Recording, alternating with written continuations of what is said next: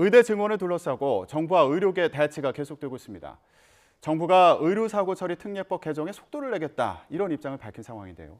의료계를 달래려는 모습으로 보이는데 이 법안을 놓고 찬반 의견이 엇갈리고 있습니다. 관련 내용 정형선 연세대 보건행정학과 교수와 함께 자세히 짚어보겠습니다. 교수님 안녕하십니까? 네. 자, 필수 의료정책 패키지라는 걸 정부가 내놓았는데 여기에 보면 의료사고 처리 특례법이라는 게 있었습니다. 이걸 추진하겠다고 했었는데 연내하겠다 이런 입장인 겁니까? 네.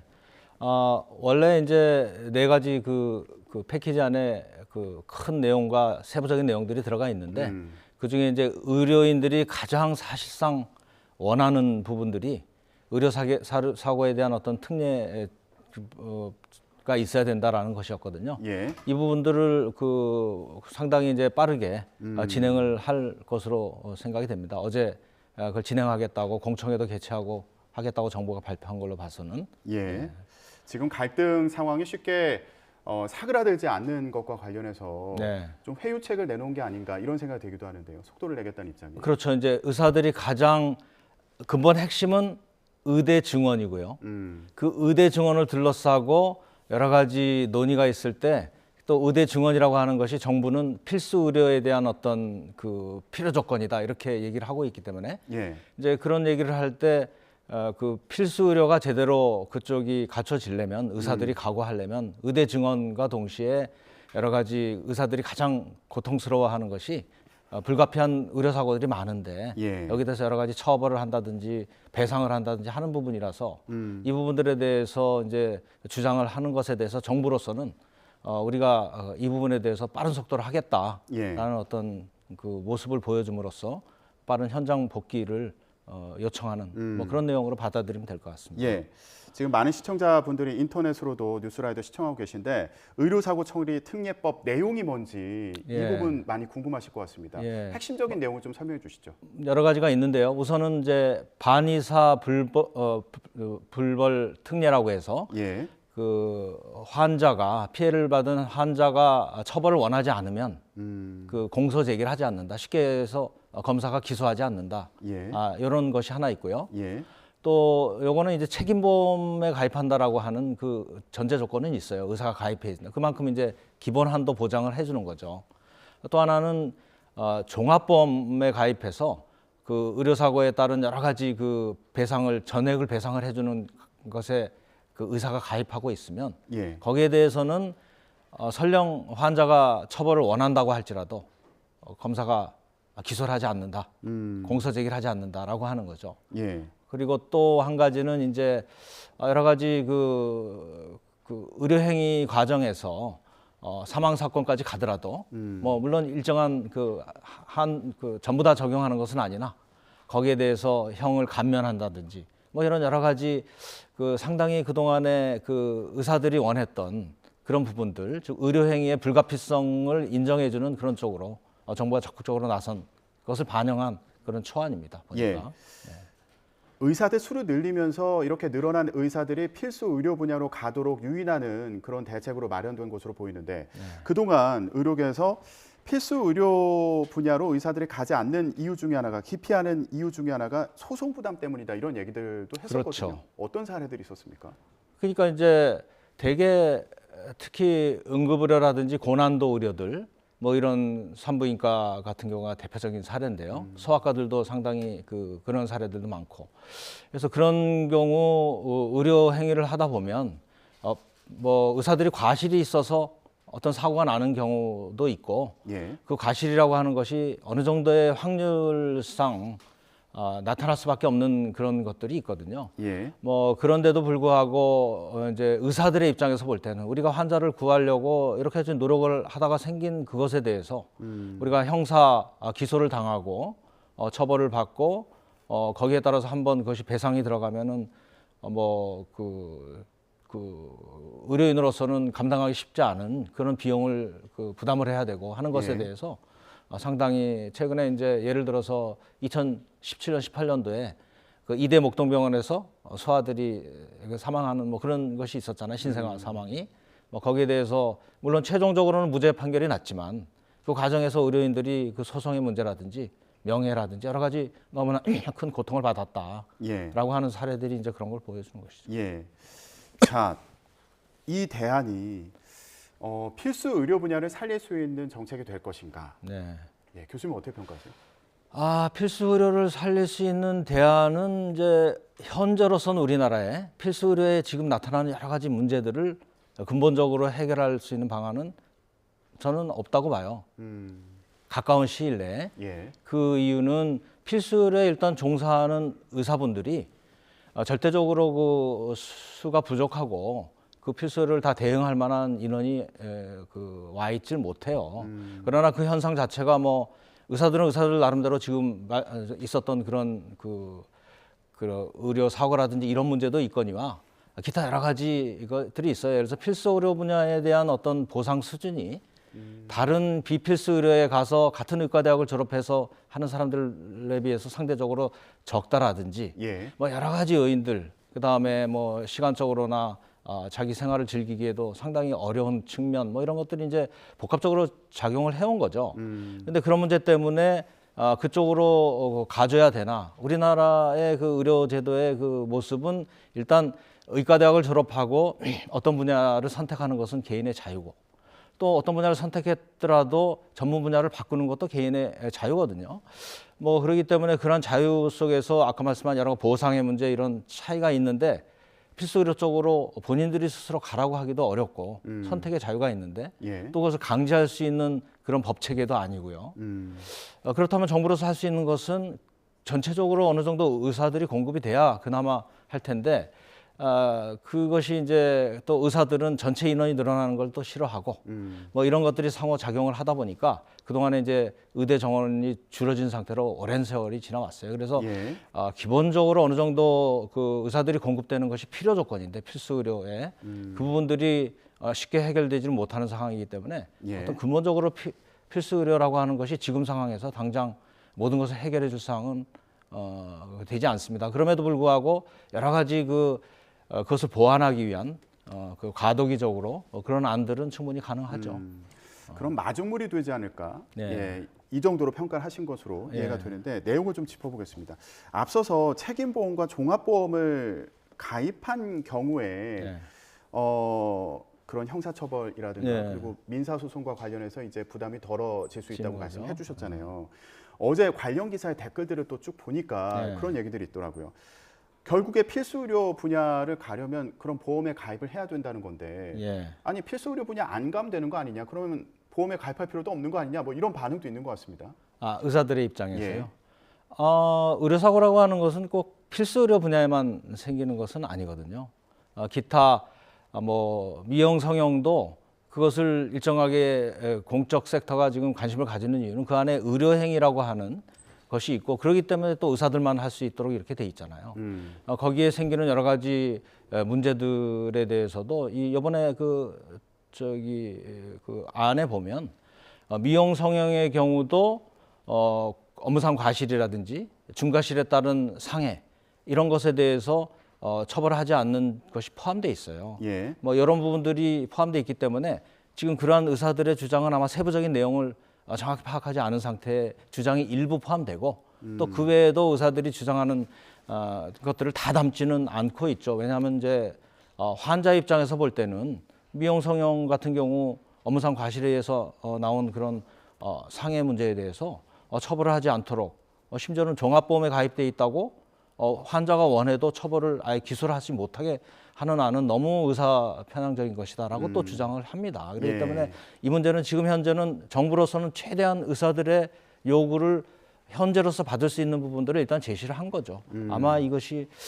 공청회라든지 뭐 여러 과정에서 양쪽의 의견을 들어봐야 되기 때문에 예. 충분히 의견 수렴의 과정이 아마 있어야 될 것으로는 생각이 됩니다. 예. 의사들 같은 경우에는 이런 필수 의료 분야에 가는 상황에서 이런 책임 부담을 좀 덜기 위해서 결국에 본인이 비용을 내야 되는 거 아니냐 이 부분을 네. 지적을 하고 있는 건데 네.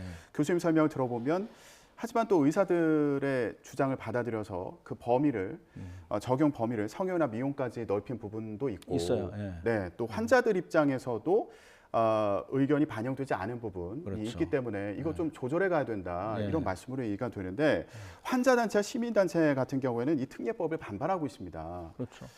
환자 피해 구제가 더 어려워질 것이다 이런 주장을 하고 있는데 네. 이건 어떤 상황입니까? 이제 기본적으로 어떤 의료 사고가 발생을 하면 환자 입장에서는 의사들은 불가피한 상황이라고 생각을 하지만 환자들 입장에서는 굉장히 억울하고 부당하다고 느끼는 경우들이 있죠. 그렇게 될 경우는 이제 환자들이 그 이의 제기를 해야 되는데 현재로서는 이 의료 사고라고 하는 것은 굉장히 전문성이 있는 그런 행위잖아요. 예. 그래서 그 부분들에 대해서 누가 잘못하고 과실이 있는지 여부를 판단을 해내려면은 그거는 의료적인 전문 지식이 없이는 상당히 어렵습니다. 근데 이제 지금 현재는 입증 책임, 그런 사고의 입증 책임, 과실의 입증 책임이 환자 측에 있어요. 그렇기 때문에 이 문제가 해결되지 않은 상태에서 환자들의 반의사 불벌이라든지 의사가 있어도 종합보험에 가입되고 해서 배상은 될지 몰라도 그 부분들에 대해서 처벌하지 않는 것은 환자들로서는 자기들이 입증할 방법이 없다. 그래서 그 입증하기 위해서라도 형사 기소가 돼서 공적인 분야에서 그걸 입증을 해주는 절차들이 있으면 좋겠다라고 생각을 하는 거죠. 환자들 입장에서는. 예. 의료 사고가 났을 때 일단 형사 처벌 여부를 판단하기 위해서 네. 조사를 하는 과정에서 이거 누구에게 책임이 있느냐 이거를 가릴 수 있는데 네. 만약에 공소 제기가 아예 안 되면 환자들이 직접 이거를 또 더 증거를 수집하고 그렇죠. 지금은 이제 입증 책임이 의사에게 있지 않거든요. 의사에게 있기가 쉽지 않아요. 예. 뭐 다른 외국의 사례도 보고 환자가 입증해야 되는데 이제 그래서 또 그 환자의 억울함을 또 어느 정도 해결하기 위해서 의료분쟁 조정원이라는 것이 있어서 의료분쟁 조정법상에 그 조정 절차에 들어가고 조정 중재에 들어가면 거기에 여러 가지 또 절차들이 마련돼 있고요. 거기에 평가 절차, 감정 절차가 있어요. 이 감정 절차라고 하는 것이 이제 제3자의 전문가들에게 그 의견을 구하는 절차거든요. 법적으로. 이제 그런 과정에서 의료인들이 그 감정에 참여해 주면서 그 과실 여부에 대한 판단을 한 번 더 해주죠. 그러게 되면 이제 그 의료 사고를 낸 그 의사들의 경우는 그런 절차가 있다는 사실 자체가 어느 정도는 기존의 의료 행위에서도 조금 주의를 더하게 되고 부주의라는 결과를 내지 않을 그런 그 가능성을 높여주는 그런 효과도 있는 거죠. 그래서 이제 정부나 이쪽 입장에서는 중재원의 그런 절차를 보다 더 강화해서 환자들의 입장에서도 어느 정도 그런 그 입증 책임의 문제를 보완할 수 있는 그런 기전을 마련해 주겠다라고 주고 있습니다. 그러니까 그 절차를 좀 확실히 하자라는 거죠. 공소 제기가 되지 않더라도 전문가들의 의견을 듣는 과정이 이 특례법에 따른 절차에도 마련되어 있다. 네, 의료분쟁 조정법상에 그런 절차들이 있어요. 뭐 환자 입장에서 볼 때는 그 안에 사실 저도 이제 평가 그런 위원으로서 그 절차에 좀 참여를 해본 적이 있는데 이제 환자 입장에서는 아무래도 그 감정을 하는 그 의사들이 참여할 때 의사들은 또 의사들의 어려운 점을 이해하는 입장에 있기 때문에 아무래도 의사 편이다 또 이런 생각을 또 안에서는 합니다. 그렇기 때문에 환자 입장에 들어가면 또 그 중재 절차라고 하는 것도 우리들에게 결코 유리한 절차가 아니다라고 호소를 하는 거죠. 그렇기 때문에 이 문제는 굉장히 특이한 상황 속에서의 그 당사자 문제이기 때문에 일률적으로 이제 얘기하기는 상당히 쉽지 않습니다. 내일 공청회가 열린다고 하니까 이런 부분이 좀 쟁점이 되겠군요. 당연하죠. 이제 이게 뭐 하루 이틀 이게 논쟁이 된 것이 아니고 계속되는 논쟁의 과정 속에 있습니다. 의대 정원 자체도 갑자기 일반 국민들의 생업에 종사하시는 분들한테는 이게 갑자기 왜 의대 정원을 이렇게 이게 문제가 되느냐 이렇게 생각하실지 모르지만 이미 이것이 십수년간의 논의 과정이 있었기 때문에 뭐 한쪽에서 볼 때는 과격한 어떤 증언이라고 생각하지만 그 증언을 하는 정책을 내는 입장에서는 수없이 논의를 해온 과정의 결과인데 이걸 한순간에 보고 급격한 증가라고 생각을 한다 이렇게 또 얘기를 하는 것이고 뭐 또 의사들의 입장에서는 또 반대 의견을 얘기를 하는 거죠. 내일까지 전공의들에게 병원에 복귀해라. 정부에서는 이렇게 최후 통첩을 했습니다. 근데 지금 분위기를 보면 당장 내일 복귀할 것 같지 않은 그런 생각이 들기도 해서요. 글쎄요. 이 문제를 어떻게 해결해야 된다 보십니까? 그래서 이제 이 문제를 뭐 누가 나서서 해결 그 방안을 탁 내서서 이렇게 할 수 있는 상황은 좀 아닌 것 같고요. 지금 이게 조금 전에 말씀드린 대로 오랜 기간의 논의 과정에서 여러 번의 굴곡이 있었고 예를 들어서 지난 정부 때도 2020년도에 400명 증원을 10년간 하겠다고 정책을 냈는데 예. 똑같이 전공의들의 이 파업 행위에 의해서 정부가 두 손을 들었고 그 당시에는 코로나 상황이었기 때문에 정부가 좀 그럴 수밖에 없었던 측면도 있는데 예. 뭐 이번에는 또 그동안에 많은 논의들이 있었어요. 물론 이제 의사협회에서는 우리가 2,000명에 대해서는 논의를 하지 않았다고 얘기하나 사실 의대 증원 자체를 반대하고 있었기 때문에 그렇기 때문에 아예 의대 증원 자체에 대한 논의를 사실은 거부했었죠. 그렇기 때문에 정부 입장으로 또 돌아가 보면 정부에서는 어떤 정책이든지 늘려야 되는 거는 거의 대부분의 전문가들이나 이렇게 주장을 하고 오히려 정부가 압박을 받을 정도로 왜 당신들 말만 하고 증언을 하지 않느냐라고 하는 압박을 받아서 사실은 예. 작년 2024년도 입학 정원을 설정할 때 복지부가 통보하지 않았을 때도 그 복지부가 통보하는 행위를 안 하고 쇼만 했다고 그런 비판까지 나올 정도였었거든요. 그렇기 때문에 정부로서는 이 정책을 지금 내세운 건데 이것이 다시 또 갑작스러운 어떤 정책인 걸로 이렇게 오해할 수도 있고요. 예. 뭐 여러 가지 측면이 있습니다. 그래서 지금 질문하신 바대로 사실 그 또 전공의생들은 또 그 입장이 또 있어요. 왜냐하면은 개인적으로 그 학생들 하나하나가 뭐 누구의 단체 행동을 하자라고 해서 하지는 않았더라도 그동안에 전공의가 처한 현실은 병원 안에서 싼 의사로서의 어떤 임금을 받아가면서 사실은 상당히 많은 일을 했거든요. 예를 들어 서울대병원 같으면은 46%가 전공인데 의사들 숫자 중에서 실제로는 그 업무 시간으로 보면 사실 절반 이상을 실제적으로 전공의들이 담당한 거죠. 그러나 전체적으로 보면은 그 보수로 받아가는 건 얼마 되지 않죠. 뭐 그것은 수련받는 학생이니까 그럴 수는 있습니다. 그럼에도 불구하고 이런 어떤 그 육체적인 피곤함과 거기에 대한 보상에 적고 뭐 이런 부분에 대한 평상시에 힘든 상황이 지금 같이 나서서 이런 행동을 했기 때문에 예. 이들이 단순한 몇 가지 뭐 그 반의사불벌이라든지 이런 것들 가지고 쉽사리 움직이기에는 상황이 이제 녹록치 않은 상황인 거는 분명합니다. 예.